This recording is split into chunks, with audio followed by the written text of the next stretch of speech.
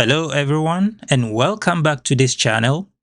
In today's video, we will talk about dimensions and dimensional analysis, and finally solve some practice problems on how to do dimensional analysis. The basic laws of physics involves physical quantities such as force, velocity, acceleration, volume, energy, and many more. However, each of these quantities can always be described in terms of three fundamental quantities which are called the base units. These three fundamental quantities are the dimensions upon which any other physical quantity is built. These quantities are length, which in dimensions we represent it with the uppercase L, and is simply the distance between 2 points. Say point A and point B. The second of these fundamental quantities is mass, which again we represent it with the letter uppercase M. The mass of an object is simply the amount of substance in that object. And finally, the last fundamental quantity is time, and we represent it in dimensional analysis with the uppercase T. Time can be defined as the interval between two events.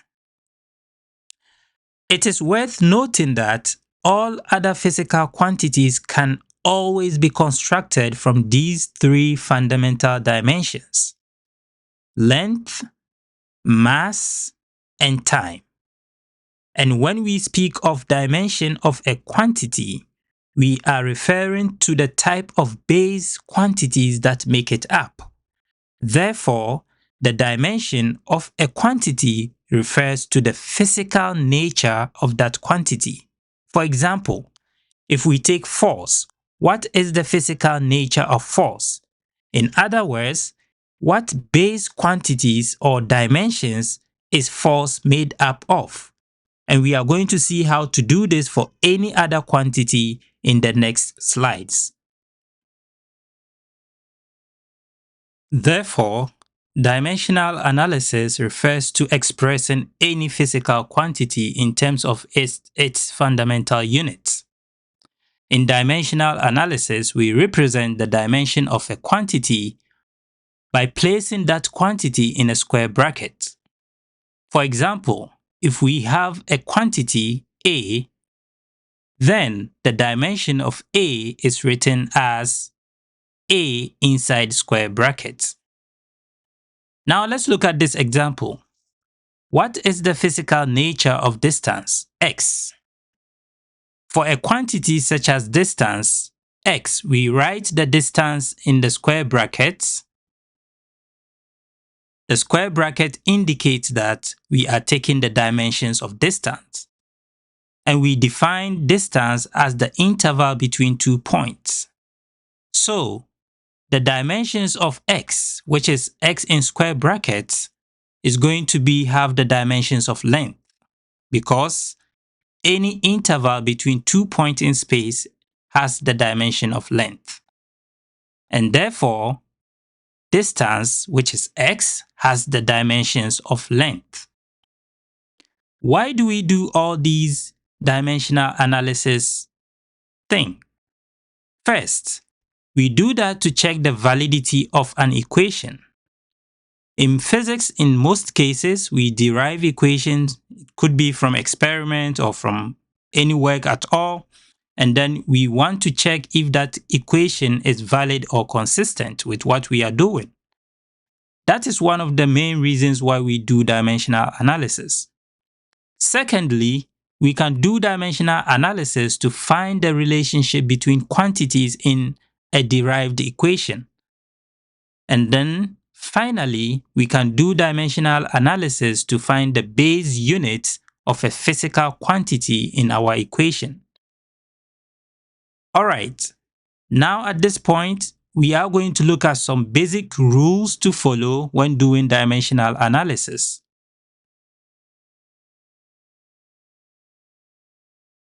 Alright, Just like I mentioned, in the coming slides, I will solve a few problems on how to do dimensional analysis on simple quantities. Watch out for a problem-solving session on all of the applications of dimensional analysis sometime next week. Before that, here are some basic rules worth noting when doing dimensional analysis. The first rule is that quantities being added or subtracted must have the same dimensions. For example, if we have 3 times L minus 2 times L, because these two quantities are in the same dimension, the rule says we are allowed to make this subtraction or addition of these two terms. In this case, we are going to end up with just L. So 3L minus 2L is L because both terms have quantities that are in the same dimensions. But what about 4L minus 2T? What do you think? Can you tell if it is possible or not and why that is possible or not? Actually, that is not possible because we have 4L minus 2T. It's simply as subtracting oranges from apples. Not possible because they are both in two different dimensions. Here, the first term has dimension of length and the second term has dimension of time. So it is not possible to subtract from each other. In other words, we have to keep them as they are. Secondly, any calculated quantity as a solution to a problem should have the correct dimension. In simple terms, whenever you have an equation, you must ensure that the left-hand side of the equation and the right-hand side of the equation are very consistent. Remember, that is one of the reasons why we do dimensional analysis. So if you calculate a quantity, let's say the acceleration, from one of the kinematics equations of motion, and you place the acceleration on the left-hand side, then whatever is on the right-hand side must be dimensionally consistent to what is on the left-hand side. And finally, constants are dimensionless. Yes, but you have to be very careful here. Here I am talking about constants such as a number 2, 5, pi, which is 3.142, etc. Such quantities or such constants are dimensionless.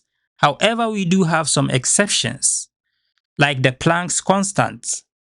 It has dimension, like the Newton's gravitational constant. It has dimension, like the Coulomb's electric constant. It has dimension.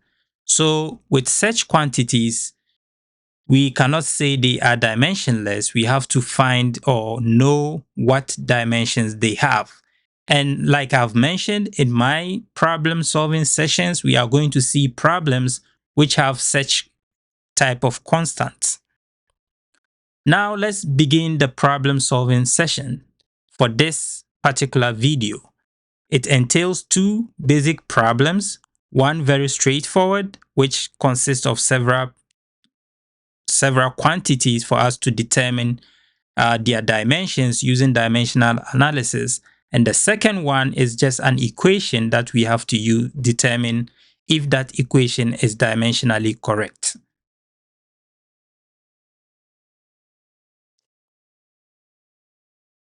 Alright, now let's look at the problems. Derive the dimensions of the following quantities. 1. Distance. 2. Mass. 3. Time. 4. Speed. 5. Acceleration. And 6. The weight of an object. Okay? You can pause this at this point and then leave your answers in the comment sections after solving this. However, I'm going to look at the solution and we can see the first three. We've seen these first three already. So let's quickly go through the solution. So the solution, so 1, we are to derive the dimension of distance. And we know distance is the interval between 2 points, right? And per the rules, to determine the dimension of a quantity, you place the quantity inside a square bracket. So we place our distance x inside a square bracket, and then by definition, distance is the interval between 2 points. So you should have dimensions of length, which is one of the fundamental dimensions from which all other quantities can be built.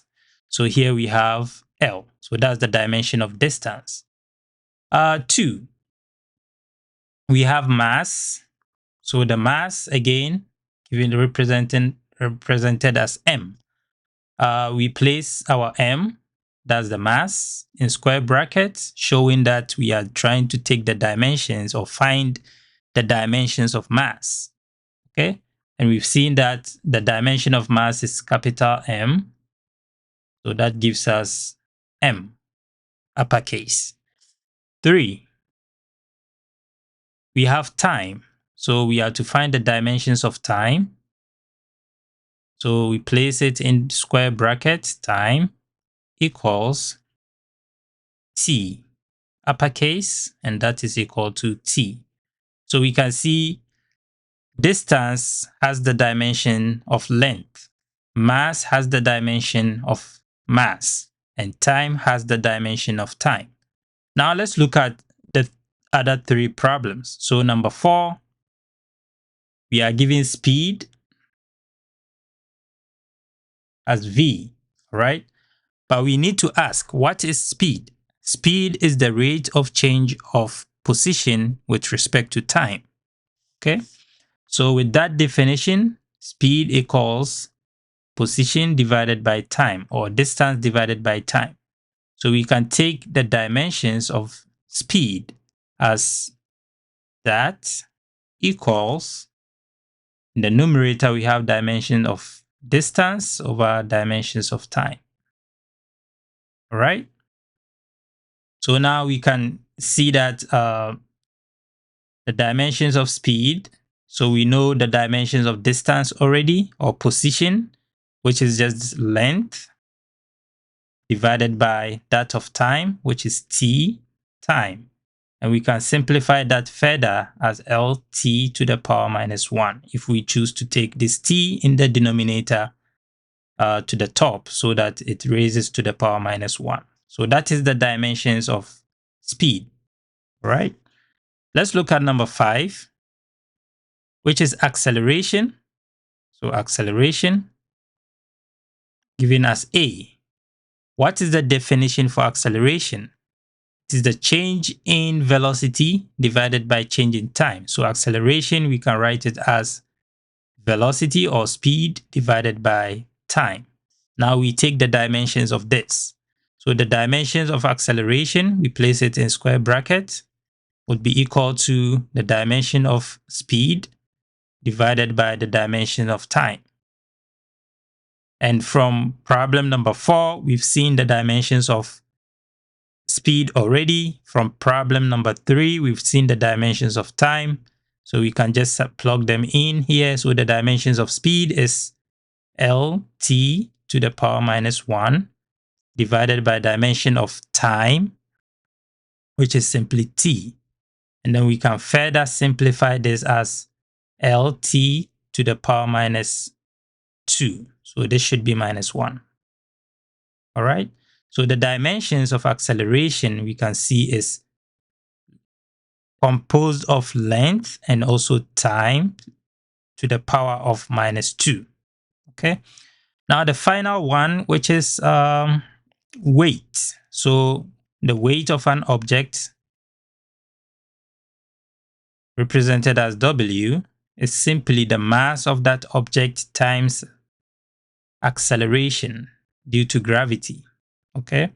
And acceleration, we've seen the dimensions of acceleration, LT to the power minus 2. We've seen the dimensions of mass, which is M. So we can just go ahead and take the dimensions straight away. So dimensions of weight would be equal to dimensions of what? mass multiplying dimensions of what? Acceleration. And we can plug this in as m. And then for acceleration is L t to the power minus 2. Therefore, the dimensions of weight is simply m L t to the power minus 2. Awesome.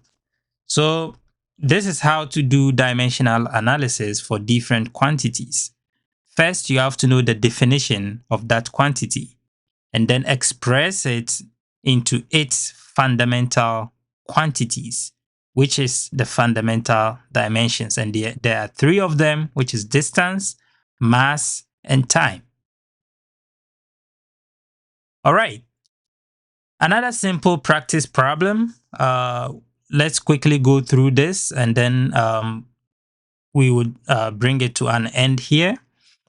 So suppose you derive the equation v equals v naught plus 1/2 at squared, where v is the speed of an object after a time t, v naught is the object's initial speed, and then the object undergoes acceleration a.